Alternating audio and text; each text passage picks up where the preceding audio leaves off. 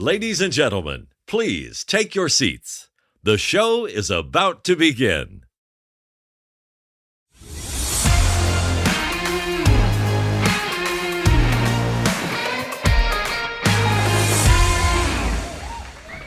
Man, can you believe it? For once, we are actually on time. My name is JT, and as always, I am joined by the very handsome, but forget the beauty and the incredible manscape that he's got going on, anything, because this guy is a former Paralympian, and it is Olympics time. So, Mr. Donnie Elgin, welcome again to the show. Great to have you on. JT, my friend, I tell you what, I am super excited. Like, we are literally only a few sleeps away from the Olympic Games. Now, JT, there's a lot of things been going on in the world. We're going to talk about, some gunshots and all sorts of stuff, some sharks doing cocaine. Like, there's a lot of stuff, but none more important, JT, than the Olympic Games. It is bloody exciting. I remember, JT, in 1984, actually, I watched the Olympic Games, LA, and one of my heroes at the time, actually, stuff it. Let's talk about this later, JT, because I want to find out from the audience, anyone who's out there, tell us now in the comments, if you will, what are one of your Olympic highlights? We would love to, because we're going to talk about it. JT, if I've done this correctly, I've read the run sheet, right, and it says somewhere around topic of the week, JT. So, and it's Olympics. So that excites me. It does actually say that for once. There you go. This is wow. This is incredible. We've got audio working. We're on time, and you've read the run sheet. I mean, what's going on, Donnie? Well, I read bits of it. I can't tell you that the stories that belong to me are actually been researched. But seriously, JT, have I had some good help, mate? I have got some of the finest humans on the planet researching for me, because I may have heard over the last few weeks in particular, Don, for sake, are you actually going to research any of the stories you talk about? Not just from you, JT, and I know you tell me on and off air, but the listeners, they're into me. They want me to do a bit of research. So on some stories, I actually had to ask them, a bit like the politicians. They get their smarter people to just give them the short stuff, and then they deliver it. So we'll see how we go tonight, JT. I'm looking forward to hearing your extensive research, as per usual, Donnie. Now, speaking of politicians, obviously, geez, you would have been under a rock if you didn't hear about the biggest political news story in a long time, with the attempted assassination of Donald Trump. Mate, I'll tell you what, any time a Donald is in the news, and me being Donald, born in Donald, named after my dad, Donald. Donalds are, we're a rare breed. We're a bit of a loose cannon, and so be it. The man running for president in the States, our Donald Trump. Any Donalds, we stick together. The Ducks, the lot of us, we're all in this together. And I tell you what, JT, my heart skipped a beat. I was talking to my old man, Donald, and Ralphie boy, and he said, "What do you think of the attempted assassination of Trumpy?" And I thought, I hadn't seen the news at this point, right? I was driving my little fella to the footy, and I said, it was bound to happen, probably no big deal. That shit probably happens a number of times, we never hear about it. And I actually thought one of Trumpy's supporters, who seemed to be a bit more of the looser cannon type, might have actually attempted to take out old mate Biden.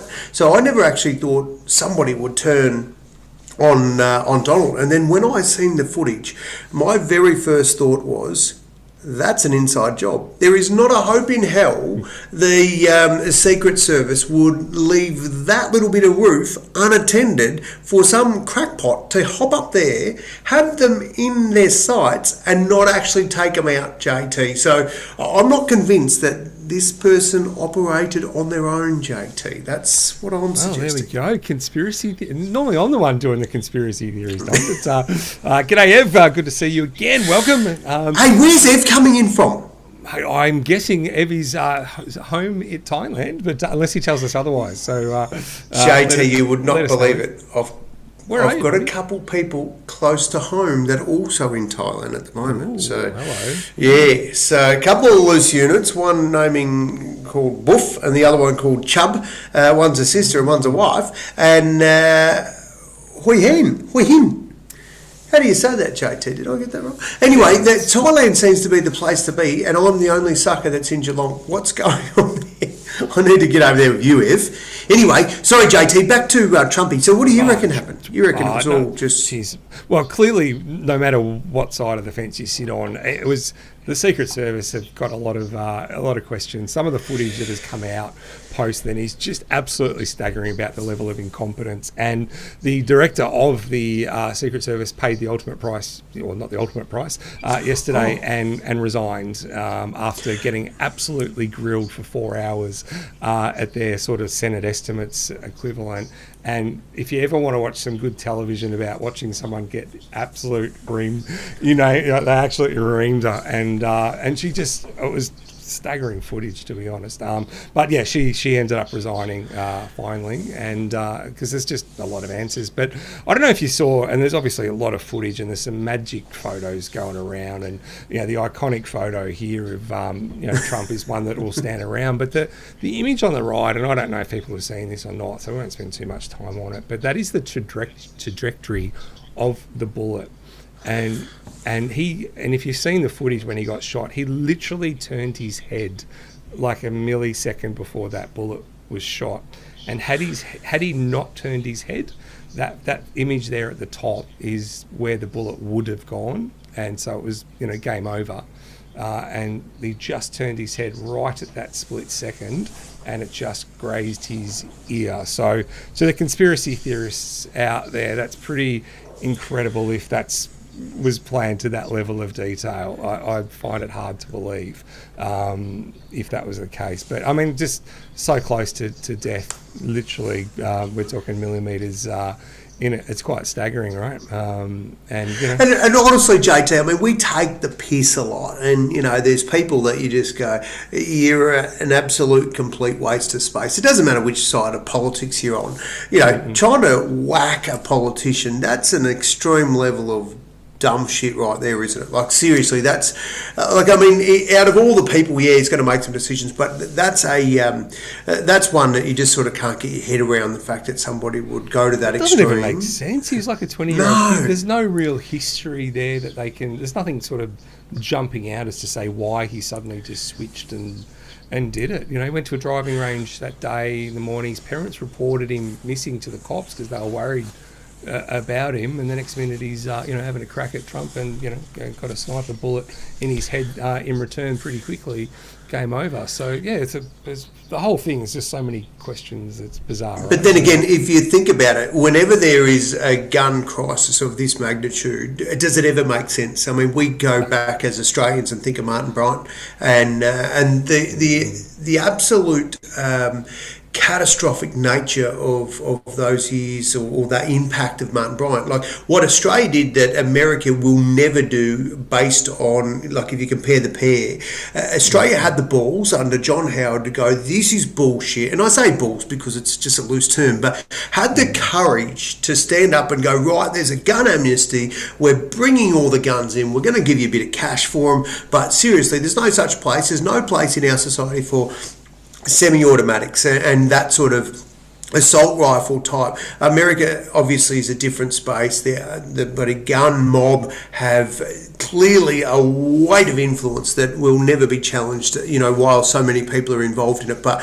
it does make you really, really proud on a rare occasion to stand up and go, I am so bloody happy that I'm Australian and I live in a country where, and even, we've spoken about in the past, JT, where a good mate of mine, Oscar Pistorius, what he had at his disposal when shit hit the fan was a gun. It wasn't a baseball bat or a knife or something else to defend himself. He had a gun, and the outcome was bloody horrific, and like everyone who has access to these guns, the typical outcome is pretty shitty. So I'm just really glad that we live in Australia, mate, and we're spared of a lot of that. Very, very, very true. So Don's joining us in Geelong at the moment. Now, a couple of things you just said there, Don, that I'm going to pick up on. One is I I completely disagree with you, and we've had this conversation already, but I love the way you just said that Oscar had a gun defending himself, because you and I have very different views on what actually happened that night. And secondly, there's another Oscar in the news, Donnie. Oh, your Oscar. What's going on? Mate, he won. Only be your Oscar. He won. So Oscar Pistorius won his first... Piastri! Piastri. What did I say? Pistorius said yours. Mate, won his first race. Full of controversy, I must say. Won't go into a lot of detail, but he did claim the chocolates, got his first win. And so tonight on the show, we always give you some trivia questions. So tonight we've got 3 trivia questions, all F1 related. So F1. For our F1 people, this might just test you out. So three questions tonight. What do they win tonight, Donnie, for our trivia questions? JT, like always, every week we have a lovely bottle of spank. And that goes up on the wheel, JT, so they don't win it just for being right. They've got to get the right answer, and then they go on the wheel, and we push spin, or you push spin, and then, of course, if they got the right answer, they're on there, and then when it lands, they've got bang that bottle. So JT, did you say we've got 3 trivia questions tonight? Yep, three tonight. 3 trivia questions, JT. That means there's going to be 3 bottles of spank that I'll be giving away. So that's the big heart that I've got. That's what Geelong does. It brings the best out of me. Not really. I bloody hate Geelong. I like the town. I just don't like the footy club because I'm a Hawks supporter, of course. But anyway, well done, Piastri, because we know you'll be tuning into this at some point because you've got nothing else to do with your life. But that is bloody awesome. Now, speaking of bizarre news, which we weren't speaking of at all, but I just needed a segue to get to our bizarre news story. Here it is. What you got? Bizarre news stories. Now we love bringing you all the bizarre, weird shit from all over the world, Donnie. And we've got a little bit of a political theme going on here. Obviously, we've just spoken about the Trump bit, but mate, they do things differently in Japan. It's fair to say, Donnie. Well, they do, JT. So when you're going for the mayor election, so you're doing the Sally Cap in Melbourne, I wouldn't have a clue the other mayors around the... I remember it used to be Clover Moore in Sydney, actually, during the Paralympics time.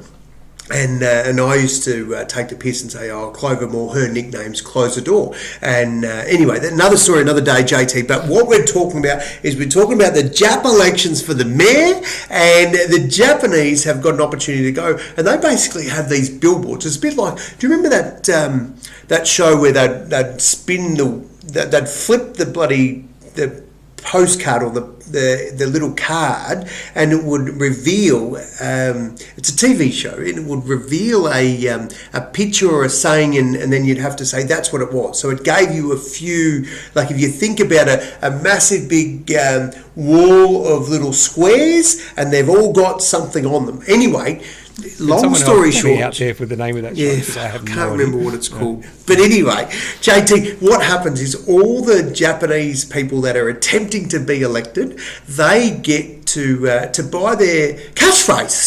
There we go. Jamum, he's come good. Which is unusual for Jamum. But what we love, JT, is our listeners know shit that we don't, or that I might get stuck on. What I love, JT, is all the Japanese, they get to put their face on there and a little blurb and say, hey, this is why you should vote for me. Well, in this day and age, JT, when celebrity status counts for everything, we have got influencers and all sorts of people buying the space on the little bloody catchphrase picture so they can advertise on. There's chicks on there that are next to naked. There's pet dogs, JT. Have you got a picture of it? Can you see that footage there? Does that look good? No, it's not showing up. What are you saying? You can't see it. Is that what you're trying to say? You're the IT guru. What have you done to me? Watch this, mate. Well, look at this. Bang, there we go. Oh, there it is. That's what I was talking about. Yeah. So those numbers that there's some numbers on there, and I'm pretty sure they're the ones that, they didn't want to show, JT. So there's chicks on there in dead set starkers, JT, trying to get a bit of influence, get their numbers up on their Instagram and TikTok and OnlyFans and stuff. But I thought that was piss funny. Could you imagine, like if we had this in Australia, and there was 1 or 2 people trying to get a bit of me time, who do you reckon JT would go on it? So let's say you got elbow on one of them, and it's for the mayor, so not necessarily the Prime Minister, but who would you see on there, JT? Do you reckon you'd get on there? Do you reckon a bit of male model from the GiddyUp podcast? You don't think you'd see me there, but yeah, look, but it's true though, isn't it? I mean, we just live in this world of influence now, and people have just taken advantage of this. The other thing that I heard was the billboards were, normally, because there'd only be 5 or 6 sort of candidates, and now all of a sudden they've got 50 odd candidates because everyone's trying to get a bit of me time, and they're not even running for the election. They're literally one guy nominated 24 candidates and then sold the space on the billboard for each candidate. What a genius. What a bloody genius. So now they're looking at how they're going to have to change the election laws over there now, because the law is that everyone has to have an equal size tile. And so if you've got 50 so it's not like the America. No. Where the most amount of money buys the most amount of media space. This is fair and equitable across the board.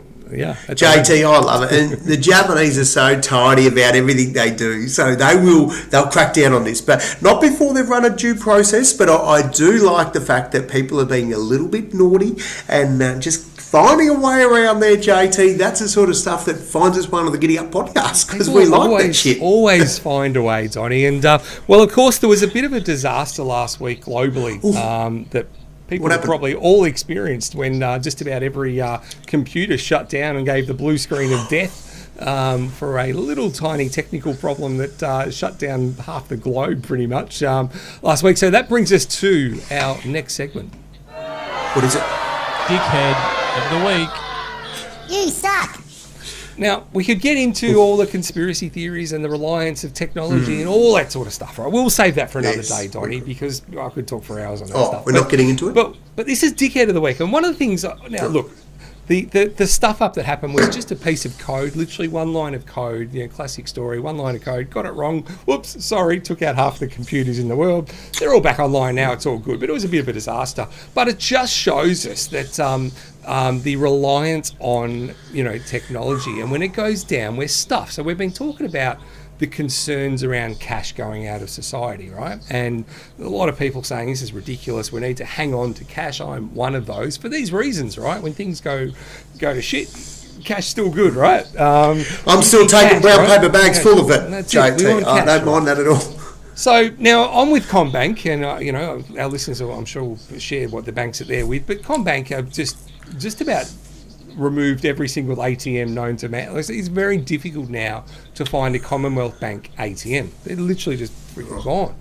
And what's been replaced now is they've all done a deal with the Armour Guard, which are the X. If you've seen the ATMs, they're X. You've seen sort of them popping up everywhere. So the Dickhead of the Week, I'm not sure, Donnie, you might be able to help me out if this is aimed at the banks or it's aimed at Armour Guard. But let me just pop something up on the screen for our listeners. And hi, Carol, who just joined us, by the way. Always g'day, Carol. Some old Aussie, and a big shout out to John coming in from Brisbane too, by the way. Yeah, exactly. Now, where we are, have a look at this, Donnie.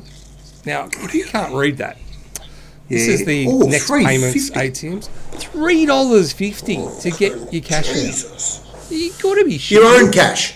Yeah, your own money. This is not credit. This is not someone else's money. No, this is my money, savings account, just trying to take some cash out. And because there's no banks everywhere, so I have to use these other freaking banks.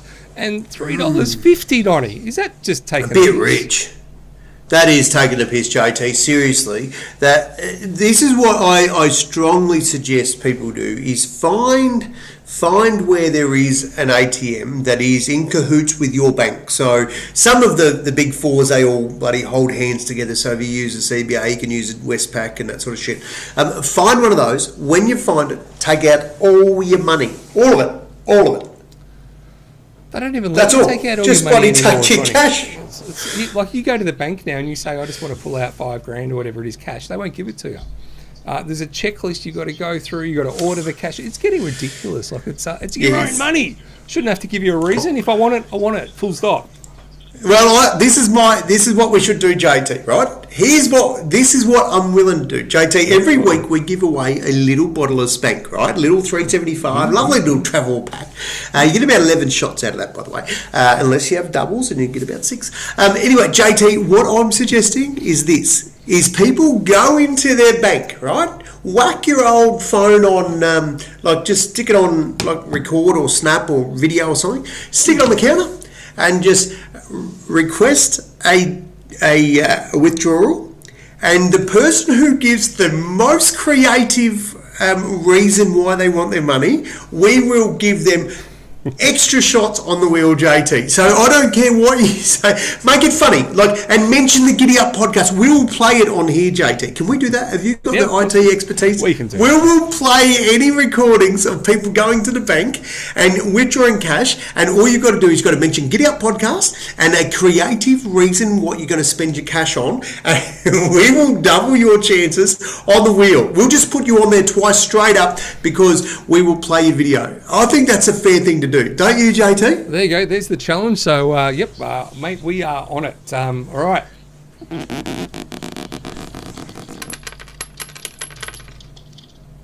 Not sure how many submissions we're going to get for that other one, Donny, but we'll get a few. We'll get a few. Now, speaking of, just cash, right, and trying to save some cash, Donny, the news came out today that Australia is, we're just not having kids. You've just mentioned a really important thing. The cost of living is beyond a joke. Things are bloody expensive. I love the fact that Australia have scooped to their lowest birth rate since 2006, and for me that is a classic Aussie. We've just gone, fuck it. Too expensive to have kids, I'm going to leave it in my pants. I just love the fact that Aussies aren't willing to shag if it's going to cost them a fortune. How bloody typical Aussie is that? That's awesome. But I want to ask you on a serious note, JT, what will happen? What matters if we have less kids? Do we need to have some order for the cost of living and shit to come down, or what happens there? What's the outcome of Australia having fewer of their own? Do we need to import a few more to do the jobs in 20 years? We're importing plenty at the moment. But, the problem is, obviously, not now, it's later. It means there's no one coming through to do all those jobs. Although, that said, Donny, if we're putting our conspiracy hat on, what jobs are there going to be anyway? So maybe it doesn't matter anyway. Well, that's a good point, JT, and I've just noticed a little message pop up there. No, there's no point trying to talk about it now. We've made the decision. We're having no more kids. Speaking of the low birth rate, Donny, it's a strange time the book just tuned in. Then anything you want to announce, guys? Is there anything? No, donuts. We're at the grandkids stage eventually, JT. We're not up to any more of our own breeding. Hey, JT, this is a big shout out to Buff and to Chubb and to Ev, to our international flavour this week. Thank you for tuning in from around the country. We've got people coming from Newcastle, from Queensland, from Geelong. We love it. We love hearing where you're tuning in from, whether it's Dingley, Cheltenham, we don't care, Thailand. Let us know, because we'll put it up here. We are the men of the people, and we want to share our people with the world. So thank you for tuning in. Righto, JT. Now, I've got a little question for you, and it probably comes under the segment of Hero of the Week, JT. I'm not sure if it's a hero, but I think we need to start.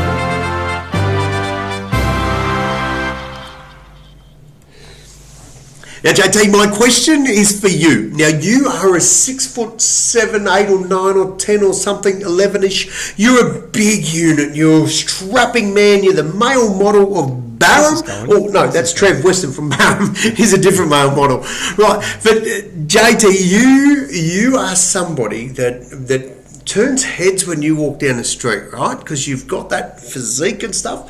Now, JT, I have a question. I know you've been to the football, and I know you enjoy a pie, a 4 and 20, but you're also accustomed to the odd hot dog. My question is, JT, how many hot dogs can you eat in one sitting? There's a reason for this question. I would be lucky to. Yeah, I'm not a big fan of hot dogs these days, but if I had to crack and I was hungry, there's no way I'd get past 2, I reckon.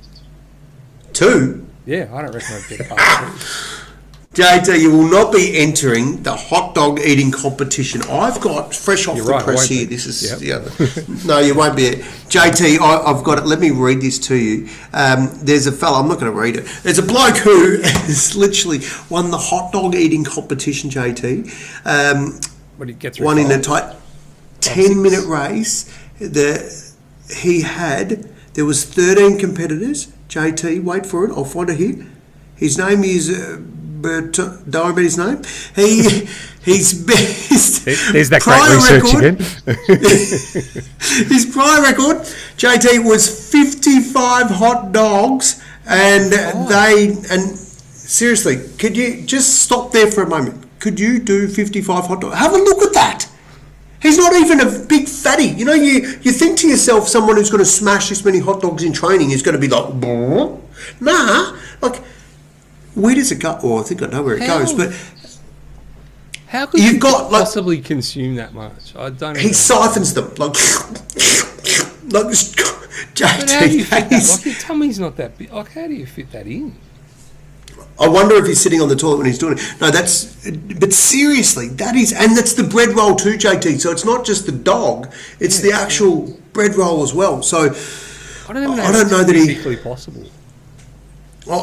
Like for me, hats off to anybody who goes in any sort of competition, and we're going to see it next week at the Olympics. We all become armchair experts and judges and shit at the diving and the gymnastics and stuff. And what people that are awesome at stuff do is they make it look easy. Can you imagine, right? You meet this guy, oh, you're a pretty cool cat, why don't you come around for tea? And then you just do a bit of Google and you go, oh, fuck, I don't know if we've got enough hot dogs, love. Put some more food on, yeah. Bloody hell. We're going to have to get down to Costco for this bloke to come to tea. But 55, JT. And seriously, in minutes, JT, I'm trying to find how many minutes. It wasn't a lot of minutes, like half an hour sort of thing. How's that research going again? Can't remember his name. Not sure how many hot dogs he had. Don't know how many minutes he had it in. But anyway, there was a bloke that ate hot dogs. That's a fucking lot of hot dogs, JT. That's what we can't go past. Right, yeah. Anyway, won 10 grand. Won 10 grand. There you go. 10 large. That's good. Yeah. Hey, speaking of spending money... Sorry, mate. No, the reason this guy won it, JT, I need to tell you the truth. The reason this guy won it is he saw a little opening because the former champion, he wasn't going. There was a little sponsorship contractual dispute. And so he ended up going to the Army Boys or Navy or SEALs or someone, right? A little other expo. And that's why this guy stepped in and found the opportunity. So bloody hats off to him for being smart enough to realise that this was his moment of glory. So exactly there you go. So, big shout out to Melissa. Melissa, welcome. Now, Melissa, you come in just at the right time because we are just about to fire up our first trivia question for the night. So, if you did tune in a little bit late, that's okay because we're normally late anyway. So, with trivia questions tonight, the theme is on F1, given the win from Oscar on the weekend. So, our first question coming up, get ready. Remember the usual stuff. Just put in your answers A, B, C, or D. Our first question for tonight, Donnie. Let's see how you go. What is it? I'm looking. What year was the first Australian F1 Grand Prix held? Was it A, 1982, B, 1983, C, 1984, or D, 1985? The year of the first Australian F1 Grand Prix. A, JT, I'm going to take a stab at this and say it was in the 80s. C, 84 or D, 85. You've got about 10 seconds left. We're hot on the buzzer this time, so make sure you get your answers in because we are going to we've got people coming in hot already, D, 85. I remember it started out in another state then. Whoa, there it is, JT. Bang, there you go. Answer up on screen. Answer 1985. It started in Adelaide for everyone who does remember. And then Melbourne pinched it off them. So it was in Adelaide for about 10 years and then it came to into Melbourne. So there you go. The first answer up. That is now closed. If someone can write in the word closed for me. Who's the last person there? Millie. Could you write closed after that? It's lovely. JT, I remember as a kid watching the Grand Prix in Adelaide, and I remember seeing this thing called the Celebrity Challenge, and I thought, how good would that be to drive in the Celebrity Challenge? And I thought, there's a few issues with that. Never happened. No, you need a bit of celebrity status. But JT, this is what I did, right? When I got the word and Melbourne did the right thing, they took the race off Adelaide, they brought it over, and I found out that thanks to your mum for closing that, Millie, I found out that the Grand Prix Corporation work on announcing their drivers for the Celebrity Challenge. They do that around about around the end of the year, and before that, around November, that's about when they come out with it. So I figured if I've got any sort of chance, JT, driving the Celebrity Challenge, right, a few things I had to do. One is become a celebrity, and I figured I'm stuffed if I know how to do that, and we didn't have the luxury of the GiddyUp podcast back then. So this is what I did, JT. I rounded up every newspaper clipping I had, any radio interviews on community radio, any bloody school newsletters, and I put a little video together of myself, and I sent it with a little note saying, Don Elgin, next celebrity to sign. And I sent the Grand Prix Corporation all my sporting stuff. One year, JT, they rang me up and said, Don, next year's, every year they'd ring me up and say, thanks, but no thanks. One year they rang me up and said, Don, next year's drivers, the theme is sporting legends. And we know about your sporting career because you've been sending it to us now for a few years now. We'd like to know if you'd like to drive. And JT, I shit you not, I still remember I was standing in Australia Post. I remember taking that phone call, and I could not bloody believe it, mate. It was the most fun I've ever had with my clothes on. It was seriously a dream come true. So my advice to humans, no matter what you're doing, never give up on your dream, even if you have to be a little bit creative after your first few no's to find another way to do it, but it's well worth pursuing. So yeah, that was one I pursued, JT. Loved it. And what was it, 1985 we saw that. 1985 was the first one in Adelaide, correct. And a little bit of interesting trivia was when it came to Melbourne, so when they actually pinched it, it was actually going to go to Geelong, where you are right now. Is that right? Because my dad was well into F1, and so he had already booked the hotel. It was going to be a street circuit in Geelong, and that was that was all going to go. And then the last sort of second, it got moved to Albert Park. So it could have been JT, Grand Prix almost. No. The official race might have got moved to Albert Park, but I shit you not, I've been looking out my window. I can see GMHBA Stadium just over there, where our event is tomorrow. And I tell you now, the Grand Prix circuit is alive and well down there. I've seen the cop cars go past. I've seen the hoons. It's still there, mate. It's still here. Interesting place, Geelong, isn't it? Right. Now, mate, speaking of interesting places and dodgy characters, it brings us to our next story, Donnie. And I don't even know how to explain this. We were going to put it in the bizarre news stories, but I don't even know where it fits. So I'm just going to basically just put a photo on the screen and go, what the hell is going on here, Donnie? I'm trying to work. Oh, JT, I'll tell you what this is. That is a story about sharks that they're making too much cash. What is going on? Well, they're not really making too much cash, but these sharks are doing cocaine, JT. And I think I'll tell you why this got me, right? What the hell? Well, one of my researchers, JT, big shout out to my researchers out there, and I love them for what they do for us. They help me come up with stories. Weird shit, right? Here's an example of that. So there's actually in the news now, JT, some sharks, and you'll probably hear about this tomorrow. That's the good thing about the GiddyUp podcast, is we are breaking news that gets onto the news tomorrow. JT, this is what I can tell you. There is so much cocaine being dumped in the waters, and my research just slips my mind at the minute of exactly the location. Oh, really? Interesting. Colombia. It's fucking. Okay. I know it's somewhere. I will have a look. I forgot where it is. But JT, seriously, sharks are. I've got JT. I'm telling you, I've got to tell you what's going on here.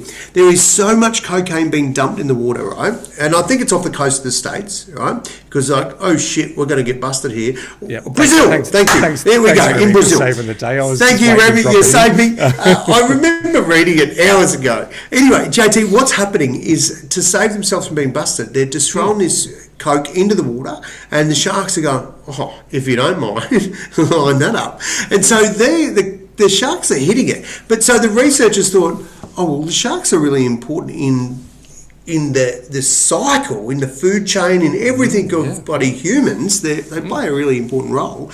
Let's do some research to find out what's actually going on. So this is what they did, JT, is they actually did 3 little experiments. One is they dropped some boxes of coke. So in other words, some packages that looked like other packages have been dropped in the water, to see if the sharks were attracted to it. And what they found is that sharks were automatically, so they would actually see it and head for it. So they actually got a bit of a taste for it, right? And then the other thing they found is they did a bit of, so much so, JT, is sharks hunted this out, like actually seeked it out when they did a massive food drop to see like if there's which one they would choose. They chose the Coke, JT. So our shark, well, not our sharks, Brazil sharks are, they're finding a taste for the Coke. And I just want to give all the people that are thinking like Friday nights, fish and chip night, when you go down to your local fish and chip shop and you're ordering a bit of flake, a bit of the old shark, just be mindful if you're feeling a bit like, oh, how you doing? I'm not suggesting it's Brazilian shark you're eating, but it could be. So JT, things are shaping up. What I want to do is a community service announcement. I just want to tell people, please be careful what you put in the water, because it could end up in the food chain and we could be affected. So JT, I thought that was a bizarre story. I probably didn't do it justice. Very bizarre. I think the chances of the GiddyUp podcast listeners emptying their Coke out into the ocean are quite minimal, to be fair, around the community service announcement. But you never know, JT. Well, that's true. We shouldn't judge, whatever. So, mate, very, very interesting to say the least. Now, we did introduce a segment a while ago, which is just a bit of a sporadic one every now and then when you're on your travels, which you do a lot of, Donnie. It's really an opportunity to give a local shout out to some people that are doing some good stuff.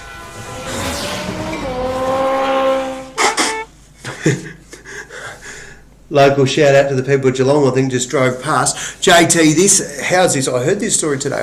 So I do a lot of events. Our team, put on about 130 events around the country. I get to a lot of them, JT. I get to meet a lot of providers, and many of them, like obviously it's the disability sector. We connect the disability service providers with the people seeking those services. JT, I heard this story today and I just thought, bloody hell, that is a nice thing to happen. So NIB Thrive, JT, they're a big organisation. They are a big player in the health space and the health services and the disability sector. They've gone, oh, look, they're beautiful. And JT, why? This is a shout out for no other reason than the bloke involved was just a bloody good bloke.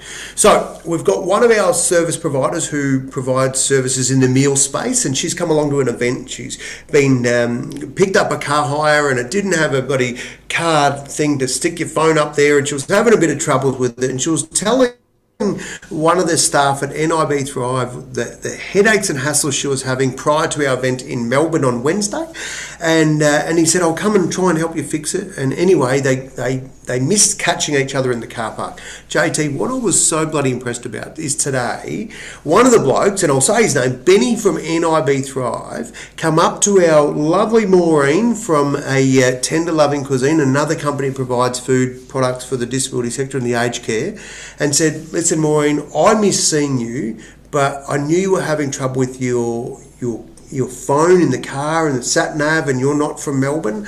I went and I've got you this phone holder for your car, just because I know it'll make life a bit easier. Now, JT, it's easy to walk past helping somebody, and it takes a decent human to go out of their way and just go and do something for no reward, no thanks, no nothing, but just because they come from a good place. And I figure, JT, if our world tuned a little bit more in what we can do to help other people, we're in a good space. So I just wanted to get out to Benny. I get nothing from a local plug. It is literally just going, there's a good act, bloody good on you. So anyway, NIB Thrive, you can be proud of your man Benny. He's a good human. Love it. Good. That's what the segment's for. Just giving a good shout out to people that deserve it. So well done, Benny from NIB Thrive. Now, Donnie, we are going to get straight into number 2 trivia questions. Number 2? I need to give myself a bit of time to get all these onto the... Yes, there'll be a few on the wheel tonight, JT. Yes, so, there will. Again, another F1 theme tonight, just to test people out. The first one, only 3 people got it right, Donnie. So did they? So let's see. That's easy for you on the wheel, with this one, guys. Here we go. Righto, what do you got? How many Australians have won an F1 race? Is it A3, B4, C5, or D6? How many Australians have won an F1, at least one F1 race? So is it A, 3 Aussies, B, 4 Aussies, C, 5 Aussies, or 6? Jamum's quick off the go, and he knows a bit about racing, but he got the last one wrong, so I don't know if I'd follow him. JT, I'm leaning more towards, probably sort of the middle. Actually, there's not really a middle. I'm leaning towards B, personally, JT. I don't know the answer, but that's what JT! Jamum! He's nailed it. I just paid out on him too, and the bastard got it right. There you go. So there you go. The answer is C. Do you know the names, JT? Can I have a crack at them? Have a crack. See how many you can come up with. I reckon there's Oscar Pistorius. One. I reckon Jackie. Is Jackie Stewart? Was he Aussie? No, he's a little pommy fellow with his little Scottish hat. Did Mark Webber have a win? Yes, Mark Webber. There's 2. There's 2. I don't know that Daniel's had a win yet. Daniel Ricciardo. Daniel Ricciardo has had a win, so there's Yes, 3. Daniel was the other one I was thinking. Oh, that's 3. And then we have to sneak back a bit, JT. I reckon we're going to sneak back into around the 60s, 70s. No, I've got no idea. I'm just bloody guessing. Who were they? A couple of our listeners are on the ball there, so Jamum's all over it. Of course. There you go. Actually, I'll get that one. No. I should have just waited and just said what Jamum was going to put up there, because he knows his shit. There you go. So yeah, Jack Brabham was definitely one of them, and the other one was Alan Jones. Jones. Well, not Alan Jones, the radio bloke. The guy goes head to head with us on 2GB in the old days. No, not that Alan Jones. No. A different Alan Jones. So different. So Alan there you Jones. go. Five Aussies have won an F1 race. So well done to everyone that answered whatever the answer was there. C, I think it was, wasn't it? Bloody forgot. Yeah, it is now. 5. C. Was it C? C. Right, C. C. So there you go. So we've got one more question to go on the trivia. One more. Right. Got that one right, Donnie. So now the other stuff that we wanted to talk about was I think you were going to mention it was just a gig in Sydney. Oh, JT, I tell you what, I've been very, very fortunate. I had Friday off from my normal role at One Comp, and I headed off to Sydney, JT. And what I had the good fortune of doing was being able to MC the event, which is something I love to do, and I'm a lot more tidy when I MC an event, when I wear my professional hat. This is my loose moments. But JT, I had the opportunity to be the keynote speaker also at a day called No Limits, and it was for amputees of all walks of life. So some of them were young and brand new and fresh, and their parents were there to try and find out what's going on. And Matilda, a young girl that I met when she was 2, and her femur's a bit short, so she walks with a cast and that sort of stuff, and now she's there at 12.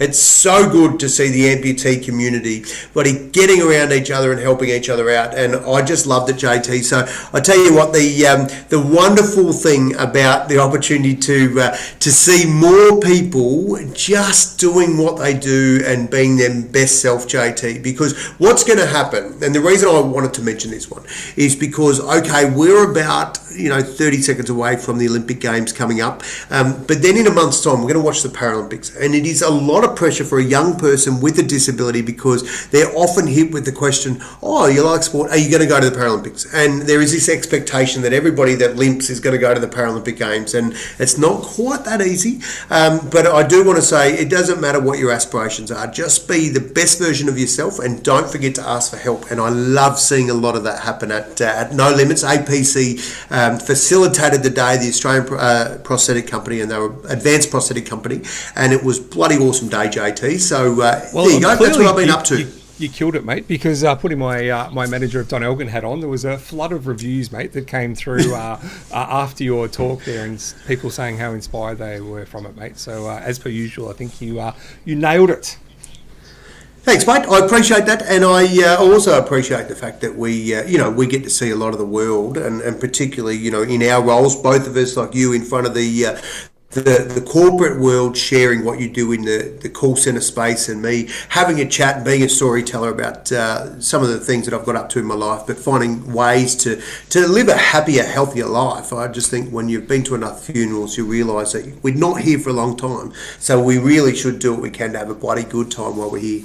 Mate, very, very true. All right, speaking of Paralympics, this is going to be a segue that is not going to end well. You can't be serious! hilarious. Don, I sort of sense already before you say it. Has it got something to do with Mattel, JT? it's funny enough that it actually does have something to do with Mattel. So now, this is sort of hot off the news. I literally haven't even. I'm going to try and get this on the screen for our listeners now. But I think I saw this. I'm just. Let me just hang on. I'm just going to change this one and just. No, it's not. I'm going to. Is this a little to do with the? Because I've got a photo of it here. It is. That's the one. Yeah. I want to hear your take on this, JT. Well, like, what is my take on that, Donnie? So, for those of you who maybe can't read that big bloody heading, Barbie have released their first ever blind Barbie doll. A blind Barbie doll. You're right. They've released it because it's part of a push, I quote, for greater inclusivity within the fashionistas collection.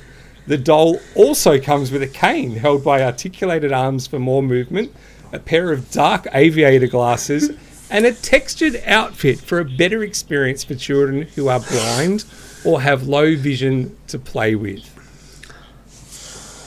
Oh, I reckon the Blinkies can't wait to see this, JT. That is special. They will finally feel included.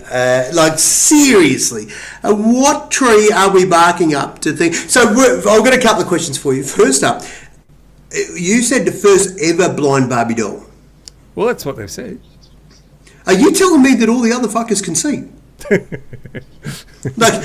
This is seriously, this is staggering. And I get inclusivity, and I tried to make all my sisters' dolls inclusive because I took one of their legs off, and I just said, it's a better looking doll now, right? But seriously, at what point do we go? Have we got? And I'm all for a space for all of us, JJ. I am, mate.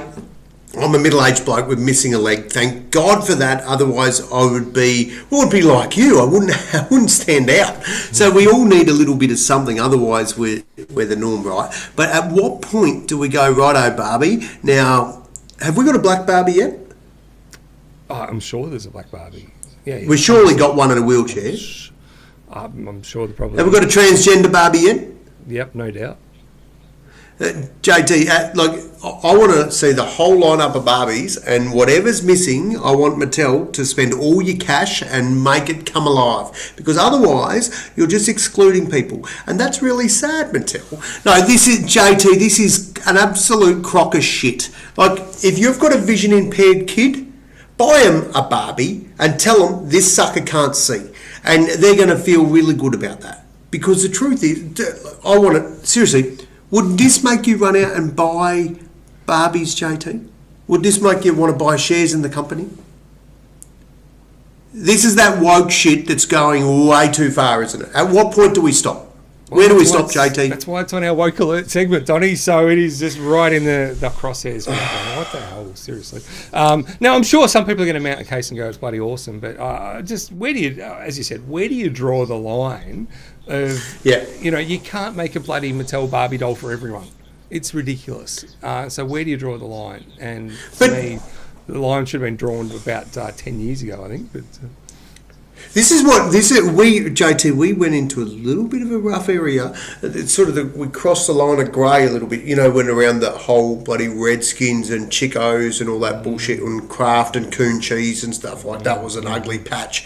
I cannot wait to see what happens with Mattel, to see if the world go, yeah, fair call, no big deal, jog on, Don, there's no story here. Or, Mattel, you're full of shit. I would just love the viewers to let me know their opinion, because they are the barometer for us. They let us know what their thoughts are. So Remy's just reminded us that there's actually a black Barbie doll from the 90s.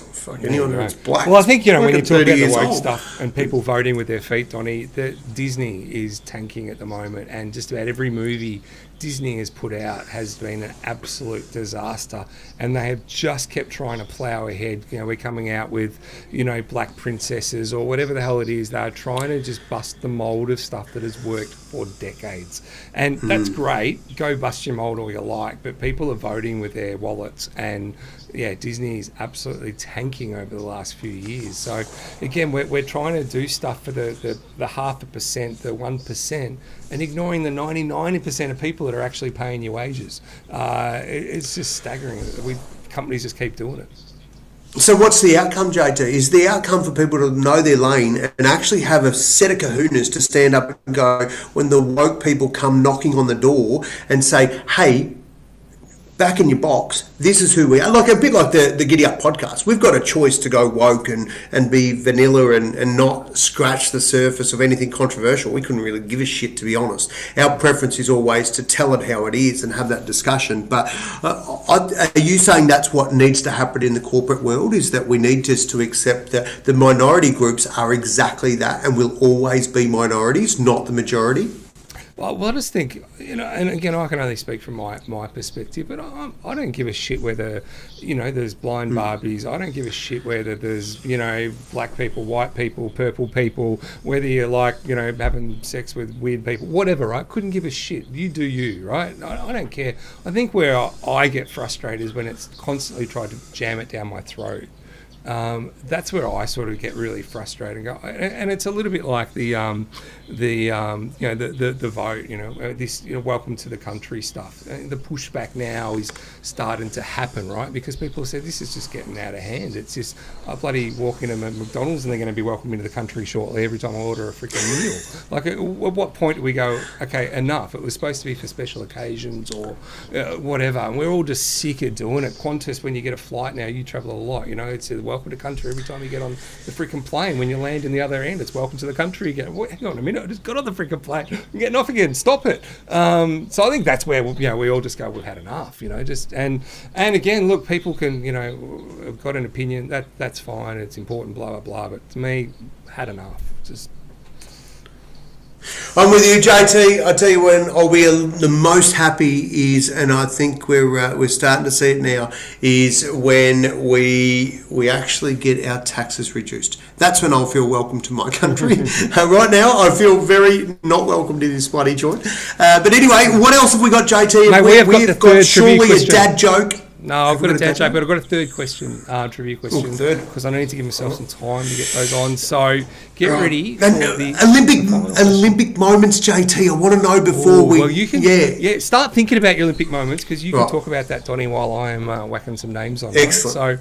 So, all right. So now we're going to our final F1 question, and 3 bottles of Spank Up for grabs here, so that is huge. Oh, cheers! That is huge. All right, here we go. First question: what driver has won the most Australian Grand Prix? Is it A, Max Verstappen? Is it B, Alain Prost? Is it C, Michael Schumacher? Or is it D, Lewis Hamilton? What driver has won the most Australian Grand Prix? A, Max Verstappen. B, Alain Prost. C, Michael Schumacher.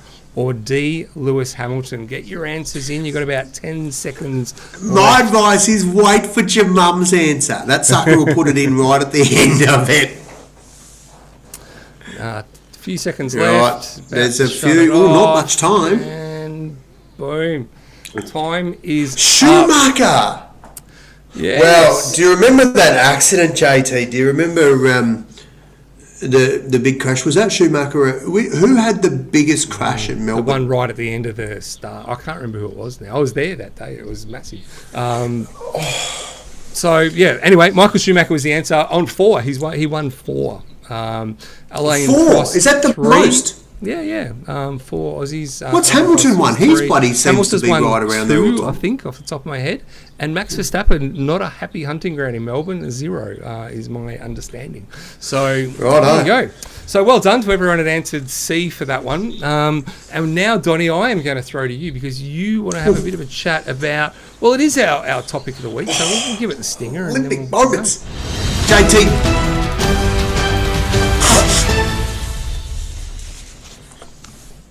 Oh, JT, I put this here because as how old was I? I don't know, a young fella. I remember 1984. I'm really keen, by the way, if you've got any Olympic moments that you just go, oh, I don't think I'll forget that. That was bloody special. I'd love you to drop it in. And particularly any Olympic song. You know, every Olympic Games, they have a song, and they've moved into it with Paralympics, but they don't seem to have hit the spot like the Olympic song. So I'm going to share with you a couple of my favourites.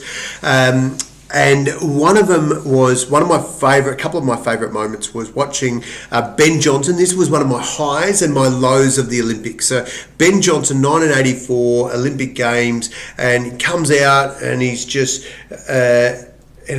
and he won the 100 metres, and his interview down the camera was, "No, me Ben Johnson, but he's on fire." And I just thought, "Yeah, you're a legend." And then the motherfucker got done for taking drugs, and it was like, oh no, like it was so disappointing. And so of course that was one of those highs and lows, but those memorable moments from the Olympics. And if you think about the Olympic Games, I think 1992 we had the Archer lit the cauldron. LA, remember that one in LA, Barcelona? Oh, was it Barcelona? Barcelona. And LA, I think we had 96 we had Muhammad Ali lighting the flame with Kathy, up it course, went. And Kathy in 2000, how special was that? That was amazing. And it got stuck. She didn't shit herself. She just waited for the water. Cool. Someone got it done. And Nikki Webster in 2000, Strawberry Kisses. Oh, mate, that was funny. That was exciting. Like, so Olympics bring those memories for you for life. And as a young kid, I certainly know I'll be sitting out with Hades and we'll be watching, and Midget and George and probably Nutto too, some of the Olympics. And I know the opening ceremonies, they can get long, bloody winded things, but they're So you're going to be watching so the opening special. ceremony, Don? It's in 2 Well, minutes. I haven't looked at the timing yet, JT, to be honest. What time is it in Paris? I don't About think a 3 lot a.m.? of people are going to be watching it, Donnie. 3 a.m. start. Yeah. Yeah, I probably won't, but I reckon what I can do, JT, is watch the highlights at about 7 o'clock in the morning. Oh, Ev! Yes. Of course! Un-Australian, not to mention Bradbury. And that is folklore now. You just got to be in there and you're a chance to win it. So I love these sort of reminders about what games were, what points really hit the spot. I think the other one, JT, for me was Mia de Praia Sempre. I don't know the fucking name of the song, but it was Time to Say Goodbye. And it was Anthony, who's that big tenor fella? Pavarotti? I don't know if Pavarotti did it, but it was in '92, and it was the theme song. I bloody was crying, JT, just listening to that song. It was one of those we'll find it, and if we can get around, bloody, can we play a song on here, JT, or are we in the shit with copyright? We get a bit and of shit? copyright trouble for songs. Yeah, right. Which I don't understand, quite frankly. It's just ridiculous, because you go on TikTok and literally play anything you like, show a TV show, do whatever, and yet if you even have some music playing in the background, they'll whack you for a bloody copyright. It's bizarre. Yeah. All right. Well, we'll put a title up there next week, JT. So, but seriously, thanks, Ev. Stephen Bradbury was a cracker, and those other. Remember at the Olympic Games in Sydney, we did a reading. It was who was the narrator? Jack Thompson, was it? And he narrated The Man from Snowy River, and he had and they had the horses come through. We had the trumpetist. What's his name? And he was like, seriously, those times I just watch it, and the Olympic Games opening and closing ceremonies. Seriously, one to watch. I bloody loved it. Really, really impressive time. So get ready this weekend. It's coming. Seriously. There's lifetime memories that are going to hit your space in the next 2 weeks, guys. So, JT, we'll have to have a look at highlights, and we'll see if we can make sure we're not going to clash against Australia winning a gold medal or something for the podcast. But we'll keep an eye on that, and we'll let you know if there's going to be any clashes, because we're mindful a lot of you will probably want to tune into that as well. So, absolutely. All right, Spin on the Wheel is coming up, but first, Dad joke of the week. all right, this is Donnie, my favourite part of the podcast, JT. They've been on a bit of a downward trajectory. The people have been getting into me, Donnie. I'm feeling a lot of pressure, so I'm just doing my best. It's a dad joke. And rightly so, people. too. Some of them have been shit. Yeah, fair call. I don't know if this one's going to be winning any awards either, but all right. So, Donnie, a police officer attempts to stop a car for speeding. And the guy just gradually increases his speed, and eventually he's doing like 150 clicks down the freeway. But the man eventually realises that I'm probably not going to bloody escape this. I better just pull over. So he pulls over, parks the car. The cop car comes up behind him. The cop just walks up to the car and says to the guy, he goes, Mate, it's been a long day. My shift's almost over. If you can give me a good excuse for your bloody shit behaviour, mate, I'm going to let you go. Oh. So the guy sort of thinks about it for a few seconds and he's like, And he goes, well, now that you mention it, mate, he goes, look, my wife actually ran away with a bloody cop about a week ago. He goes, I thought you might have been that same bloody cop trying to give her back. Oh,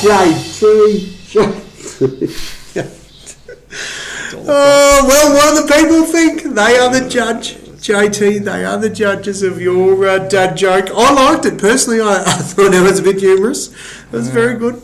I was not confident on that one, but we got to try it. Well, the screen hasn't. Ev's hit us with another one too from the old Olympic stuff, JT. While we're waiting for people to respond to your dad joke. 1500 metre. Floppy. The 1500 with Grant Hackett, and then I can't remember what year it was, but that was pretty epic as well. No, Thorpe. No, was that the Common Games? 15. When I'll tell you, that was Kieran Perkins, JT. Oh, sorry, 1996, lane 8. Sorry, you're right. Yes, how good was that? I was up and about. JT, I was a furniture removalist back then, and I listened to that on the radio, and I was jumping around. That was the best. Everyone had written him off, and he got out of the pool from lane 8. You don't win bloody Olympic goals from lane 8, but he did it. It was awesome, JT. Yep. No, that's exactly right. I'm taking that as a win. Thanks, Jamab. That's my that's the best feedback I've ever got from a joke. So, all right. Spin of the wheel time, Donnie. We love the spin of the wheel time. Now, we have got let's do it. 3 spins of the wheel coming up. 3, so one spin, one bottle, right? 1 spin, 1 bottle. That's what we're doing, Donnie. That's the deal. I better give me pen and paper to write down the winners. Get ready, Donnie. You just tell me when to go, mate, so everyone knows that this is legit. 3, 2, 1, now. Right, here we go. Good luck, humans.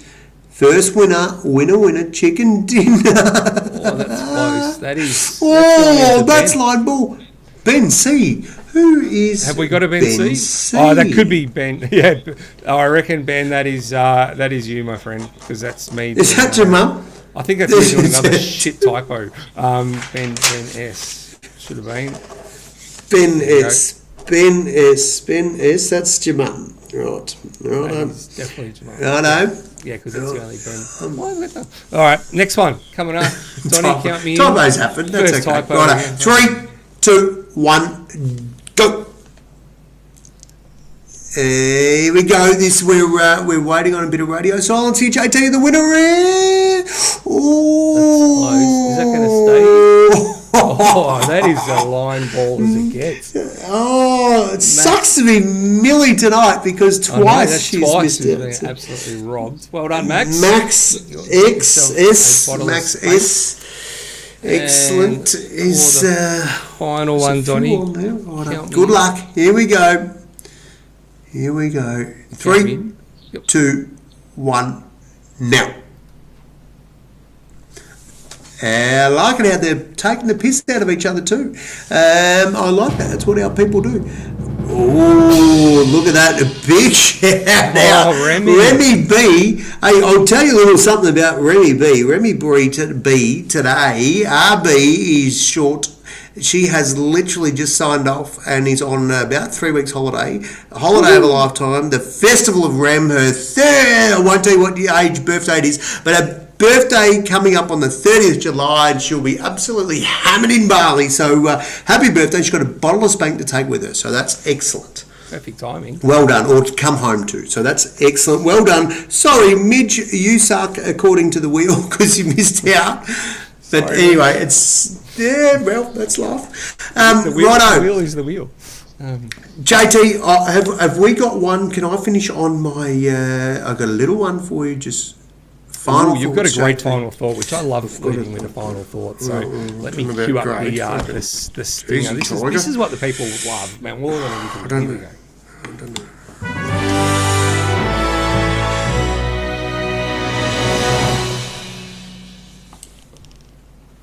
JT, I need the stats here so I've got this right. I want to tell you, mate, that reading 20 pages a day is around about 30 books a year. Saving $10 a day is to save $3,650 per year. JT, running 1K a day is 365 Ks a year. Becoming 1% better per day is 37 times better per year. JT, the small steps matter. And I'm suggesting that, let me just go back to one that really hits the spot for a lot of our listeners. JT, if you save $10 per day, you will save $3,650 in a year. We've got a few young listeners, and $10 a day, $70 a week, $3,650 a year. JT, small steps all add up to a big outcome. And I remember when I was trekking Kokoda, both times the lead said to us, don't worry about the mountain, just take the next step. Those small steps all matter, JT. So focus on your small steps and you'll get great outcomes.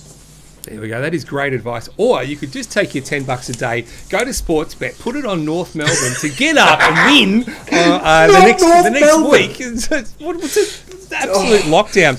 In breaking news, this is actually quite serious and not about North Melbourne. This is actually genuinely breaking news. There was a plane crash literally about an hour ago in Nepal, and there are some survivors, but a lot of people died. So there's another crash in Nepal. A plane crashed on takeoff. So you're going to be hearing about that all over the news. There is footage that you'll be seeing as well. So condolences to everyone obviously there, having been to Nepal a couple of times, and it is a dangerous airport in and out, and it's very sad to hear when that sort of stuff happens. So breaking news, you heard that.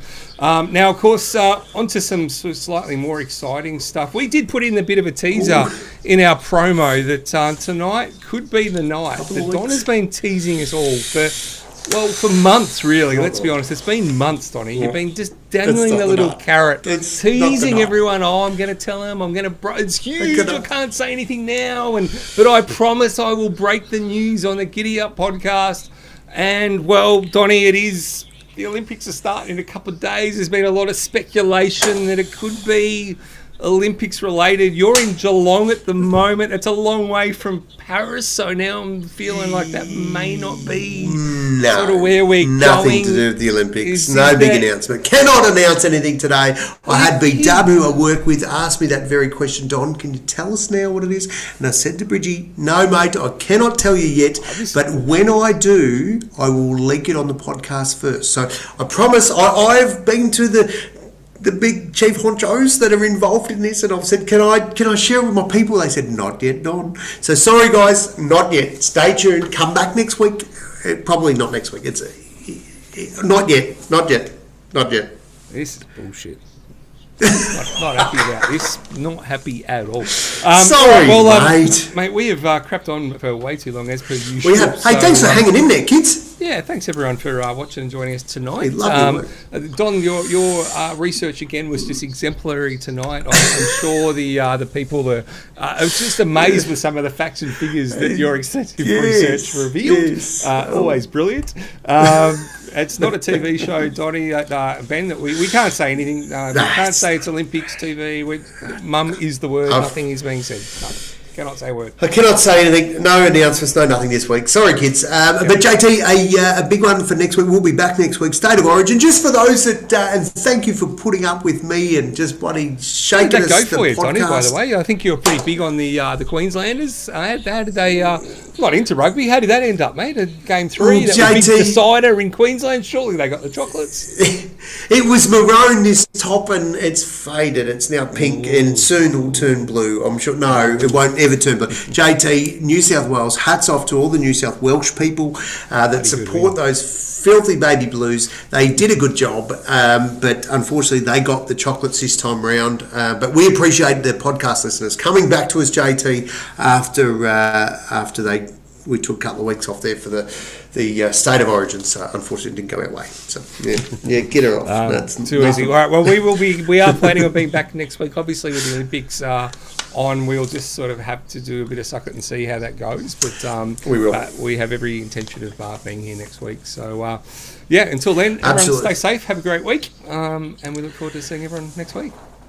Good luck, Buffett, Chubb over there, riding around. Hope you don't get too many fines. That's happening in Thailand, I'm led to believe. So, anyway, big shout out to all the people that have tuned in from around the world. Love seeing you. Thank you, and we'll see you next week. See you guys. Bye-bye. Bye, everyone.